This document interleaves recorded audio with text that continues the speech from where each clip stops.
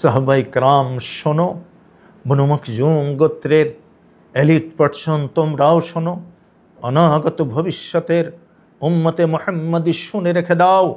ওয়ালাউ আন্না ফাতিমা বিনতে মুহাম্মাদিন সারকাত লাকাতা'তু ইয়াদাহা। আজকের এই চুরির আসামি যদি ফাতিমা বিনতে আসওয়াদ না হয়ে আমার নিজের মেয়ে ফাতিমা বিনতে মুহাম্মাদ হতো, লাকাতা'তু ইয়াদাহা, আমি অবশ্যই তার হাত কেটে। এটা হচ্ছে ইলাহি প্রদত্ত নিরপেক্ষতা। এটা হচ্ছে আল্লাহর কুরআনের সঠিক বাস্তবায়নের এক অনুপম দৃষ্টান্ত, যা জগৎবাসী দেখবে। খলিফার ভ্রাতা মদ পান করেছেন, স্বয়ং গভর্নর, তাকেও ছাড়া হচ্ছে না। ইসলামের বিচার বিভাগের স্বচ্ছতা, ইসলামের বিচার বিভাগের নিরপেক্ষতা একটি সমাজ সংস্কারের জন্য অবশ্যম্ভাবী। কিন্তু দুর্ভাগ্য আমাদের যে আমাদের বিচার বিভাগের নিরপেক্ষতা আমরা প্রশ্নবিদ্ধ করে ফেলেছি। আত্মাহারিক টিভি, ওহির আলোয় উদ্ভাসিত জীবনের জন্য। আসসালামু আলাইকুম ওয়া রাহমাতুল্লাহি ওয়া বারাকাতুহু। ইন্নাল হামদালিল্লাহ ওয়াস সালাতু ওয়াস সালামু আলা মান লা নাবিয়্যা বা'দা, আম্মা বা'দ। আত্মাহারিক টিভির দূরের এবং কাছের যে সমস্ত শ্রোতা ভাই বোন আমাদের এই অনুষ্ঠান উপভোগ করছেন, তাদের সকলকে জানাচ্ছি আন্তরিক সালাম ও শুভেচ্ছা। বিশ্বনবী মুহাম্মদ রাসূলুল্লাহ সাল্লাল্লাহু আলাইহি ওয়াসাল্লাম একটি দুর্নীতি মুক্ত সমাজ গঠনের জন্য, জাহেলিয়াতের দুর্বিদ্ধ অমানিসা থেকে মানুষকে মুক্ত করে আলোকিত করার জন্য যে পদক্ষেপগুলো গ্রহণ করেছিলেন, ওয়া ইউআল্লিমুহুমুল কিতাবা ওয়াল হিকমা, তিনি শিখিয়েছিলেন সমাজের মানুষকে কিতাব, আল্লাহর কিতাবের নিয়ম বিধান ফয়সালা সব কিছু আল্লাহর কিতাব থেকে তিনি শিক্ষা দিয়েছিলেন। ওয়াল হিকমা আই সুন্নাহ, হাদিসের বিধান তিনি শেখালেন। কুরআনুল কারীমের ব্যাখ্যায় হাদিস অবশ্যই গ্রহণীয়, তা না হলে কুরআনুল কারীমের ব্যাখ্যার কোনো সুনির্দিষ্টতা থাকবে না, কোনো বৈশিষ্ট্য থাকবে না, কোনো অ্যাকুরেটি এবং পিউরিটি রক্ষিত হবে না। কারণ যিনি যেভাবে বুঝবেন, যেভাবে খুশি সেভাবেই ব্যাখ্যা দিয়ে দিবেন। এই জন্য ওয়া ইউআল্লিমুহুমুল কিতাব, কিতাবের প্রশিক্ষণ নবীজি দিলেন, কিতাবের বিধান শেখালেন। কিতাবের বিধান বাস্তবায়ন করতে হাদিসকেই গ্রহণীয় করে আল্লাহ ঘোষণা করলেন, ওয়া ইউআল্লিমুহুমুল কিতাবা ওয়াল হিকমা। হিকমা শিক্ষা দিলেন, হাদিস শিক্ষা দিলেন। মনে রাখবেন, বাঙালি মুসলিম সমাজে হিকমা বলতে অনেকে কৌশল ব্যাখ্যা করে থাকে, কৌশল বুঝে থাকে। হিকমা শব্দের অর্থ কখনো কৌশল নয়। হিকমা আই সুন্নাহ, হাদিস শেখালেন। পবিত্র কুরআন এবং হাদিসের আলোকে একটা মানুষ তার করণীয় এবং তার বর্জনীয় এটা যখন সে মেনে চলবে, তখন সে ইলাহি বিধানের পূর্ণাঙ্গ অনুসারী হতে সক্ষম হবে। আর তখন দুনিয়া এবং আখিরাতের মুক্তি তার জন্য নিশ্চিত হয়ে যাবে। ফালিল্লাহিল হামদ। আমরা দেখতে পাই সোনালী যুগে নবী মুহাম্মদ রাসূলুল্লাহ সাল্লাল্লাহু আলাইহি ওয়াসাল্লামের সঙ্গী সাথীরা, সাহাবায়ে কেরাম রিদওয়ানুল্লাহি আলাইহিম আজমাইন, তারা কিতাব ও সুন্নাহর আলোকে জীবনের উদ্ভূত সার্বিক পরিস্থিতি তারা সমাধান করতেন। এ পর্যায়ে যেটা উল্লেখ্য সেটা হচ্ছে বিচার বিভাগীয় ফয়সালা, বিচারিক আদালতের ফয়সালা আল্লাহর কিতাব অনুযায়ী তারা সম্পাদন করতেন, যে কারণে জমিনে দুর্নীতি তিরোহিত হলো আর মানুষের নৈতিকতা বোধ এটা চাঙ্গা হলো। বিশ্বনবী মুহাম্মদ রাসূলুল্লাহ সাল্লাল্লাহু আলাইহি ওয়াসাল্লাম মদিনার মসজিদে বসে আছেন। সাহাবায়ে কেরাম রিদওয়ানুল্লাহি আলাইহিম আজমাইন অনেকেই আছেন তার চতুষ্পার্শ্বে। বনু মখদুম গোত্রের কিছু এলিট অব দ্য সোসাইটি, সমাজের গণ্যমান্য মানুষ বিশ্বনবীর দরবারে চলে এসেছে একটা সুপারিশ করার জন্য। বনু মখজুম হচ্ছে কুরেশদের একটি অন্যতম শাখা। কুরেশ বংশের 12টি শাখা ছিল, 12টি শাখা। এর ভিতর থেকে বনু মখজুম একটা খুব অ্যারিস্টোক্রেট শাখা, যেই শাখায় আবু জাহাল নেতৃত্ব দান করত। আবু জাহাল এত অহংকারী ও গর্বের অধিকারী ছিল যে বদর যুদ্ধে যেদিন সে নিহত হলো, তার মস্তক তখন দ্বিখণ্ডিত করছেন হযরতে আব্দুল্লাহ বিন মাসউদ রাদিয়াল্লাহু আনহু। তখন এই আবু জাহাল বলছে, হে আব্দুল্লাহ বিন মাসউদ, আমার মস্তকটা একটু লম্বা করে কাটো, আমার গলার এখান থেকে দেহের সংযোগ স্থল থেকে বিচ্ছিন্ন করে দাও। কর্তৃত মস্তকগুলো যখন লাইন দিয়ে তোমরা রাখবে, তখন আমার মাথাটা যেন একটু উঁচু দেখায়। লোকেরা আঙ্গুল দিয়ে বলবে, ওই যে আবু জাহাল, দেখো ও উঁচু হয়ে আছে, গলাটা লম্বা করে দিয়ে আছে। এত তারা দাম্ভিক ছিল, অহংকারী ছিল, গর্বিত মনে করত নিজেদেরকে। মরণের পরেও তারা নিজেদের গর্বের একটা চিহ্ন রেখে যাওয়ার জন্য প্রত্যাশী ছিল। এই বনু মখজুম গোত্রের একটা মেয়ে, তার নাম ফাতেমা বিনতে আসওয়াদ, সে চুরি করে ধরা পড়ল। তখন চুরির বিধান নাজিল হয়েছে, আস-সারিকু ওয়াস-সারিকাতু ফাকতাউ আইদিয়াহুমা। আল্লাহ বিধান নাজিল করেছেন, চোর মহিলা হোক আর চোর পুরুষ হোক, তাদের হাত কেটে দাও। বনু মখজুম গোত্রের মহিলা ফাতেমা বিনতে আসওয়াদের হাত যদি কেটে দেওয়া হয় এখান থেকে, এই হাত কাটা মেয়েটাকে কে বিবাহ করবে? এর ভবিষ্যৎ কি? সমাজের মানুষ ওকেই বিবাহ করবে না, ওর বোনকেও করবে না। ওর নিকট আত্মীয়দের বেলায়ও মানুষ কনফিউজড হয়ে যাবে, এই মেয়ে চুরি করে ধরা পড়েছে, হাত কাটা, এরই আত্মীয়, এরাও যে ভালো হবে এর কোন নিশ্চয়তা রয়েছে? এই জন্য এই গ্লানি থেকে পরিত্রাণ পাওয়ার জন্য তারা চিন্তা করল যে আমাদের মেয়েটার হাত যদি কাটা যায় তাহলে তো ওর লাইফটাই নষ্ট হয়ে যাবে। সুতরাং চলো আমরা গণ্যমান্য ব্যক্তিরা মুহাম্মদ সাল্লাল্লাহু আলাইহি ওয়াসাল্লামের কাছে গিয়ে একটা সুপারিশ দেই যে হাত না কেটে বিকল্প ধারায় শাস্তি দিয়ে আমাদের মেয়েটার ভবিষ্যৎ রক্ষা করা হোক। তো ঠিক আছে, চলো।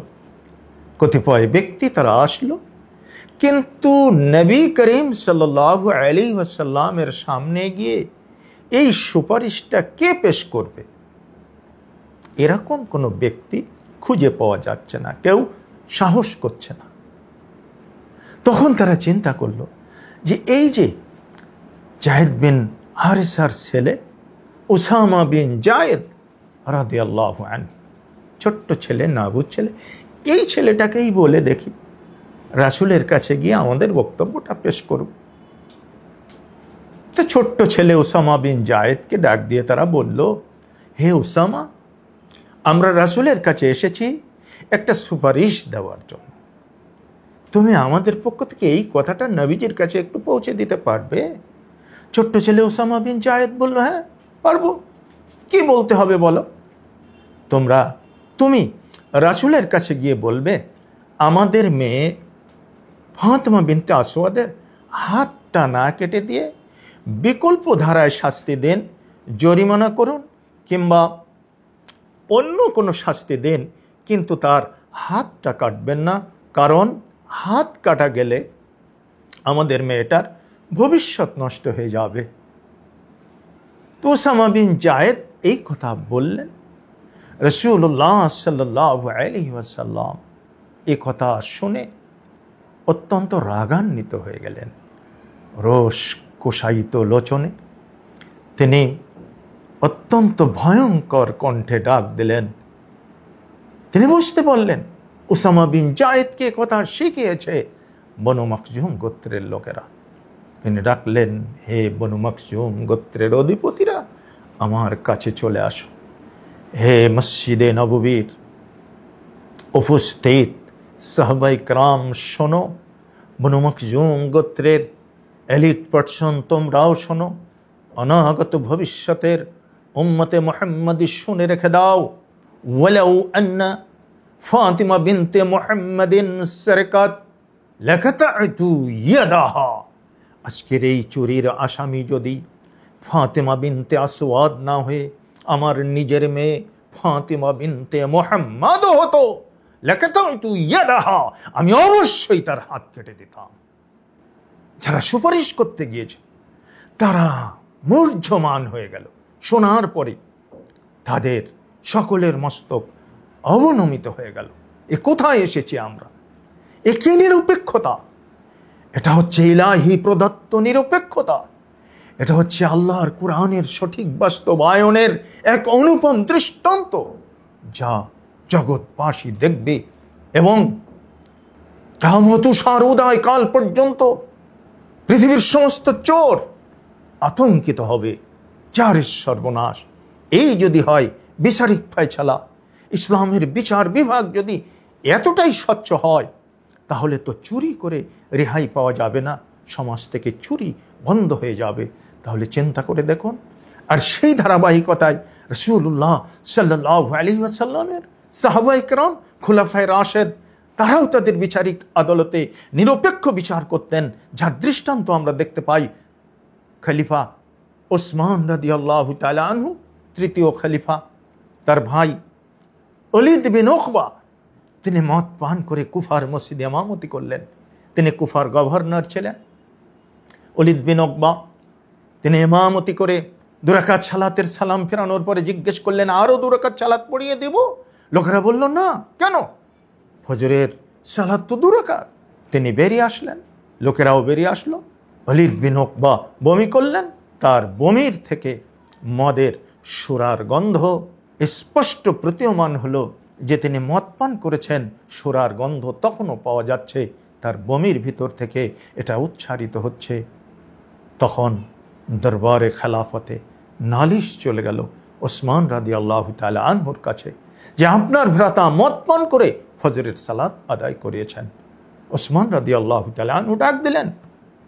উপস্থিত জনসাধারণ এবং তার ভ্রাতা সেখানে গিয়ে সাক্ষ্য প্রমাণের আদলে প্রতীয়মান হলো যে হ্যাঁ, তিনি মদ পান করেছেন। ওসমান রাদিয়াল্লাহু তাআলা আনহু সঙ্গে সঙ্গে নিজের ভাই হিসাবে, তিনি অবশ্যই ছিলেন বৈপিত্রীয় ভাই, মা এক বাপ দুই, এই ওলীদ বিন উকবাকে তিনি শাস্তি দেওয়ার জন্য হযরতে আলী রাদিয়াল্লাহু তাআলা আনহুকে বললেন, আলী যাও, আমার ভ্রাতাকে প্রকাশ্য দেবলোকে বেত্রাঘাত করো, মদ পানের শাস্তি লাগাও। আলী তাকে নিয়ে গেলেন। চতুর্দিকে লোকে লোকারণ্য, প্রকাশ্য দেবলোকে শাস্তি হচ্ছে। খলিফার ভ্রাতা মদ পান করেছেন, স্বয়ং গভর্নর, তাকেও ছাড়া হচ্ছে না। ইসলামের বিচার বিভাগের স্বচ্ছতা, ইসলামের বিচার বিভাগের নিরপেক্ষতা একটি সমাজ সংস্কারের জন্য অবশ্যম্ভাবী, একেবারে জরুরি যে বিষয়, সেটা হচ্ছে বিচার বিভাগের নিরপেক্ষতা, বিচার বিভাগের স্বচ্ছতা। আজকে যদি আমাদের দেশেও বিচার বিভাগের এরকম স্বচ্ছতা থাকতো, নিরপেক্ষতা থাকতো, হাই হ্যালো করে যদি আমরা বিচারিক রায়কে আমরা ডাইভার্ট করে না দিতাম, আমরা যদি সেটাকে বিকৃত না করতাম, তাহলে আমাদের দেশ থেকে সন্ত্রাস, আমাদের দেশ থেকে দুর্নীতিবাজরা তিরোহিত হতো এবং সমাজে একটি ন্যায় বিচার প্রতিষ্ঠা হলে সমাজ সংস্কার হতো, আলোকিত মানুষ তৈরি হতো, সোনার বাংলা তৈরি হতো, সোনার মানুষের চতুর্দিকে ছড়াছড়ি হয়ে যেত। কিন্তু দুর্ভাগ্য আমাদের যে আমাদের বিচার বিভাগের নিরপেক্ষতা আমরা প্রশ্নবিদ্ধ করে ফেলেছি।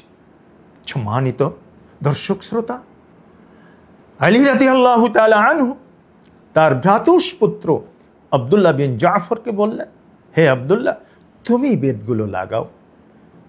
আব্দুল্লাহ বিন জাফর বেত লাগাতে লাগলেন।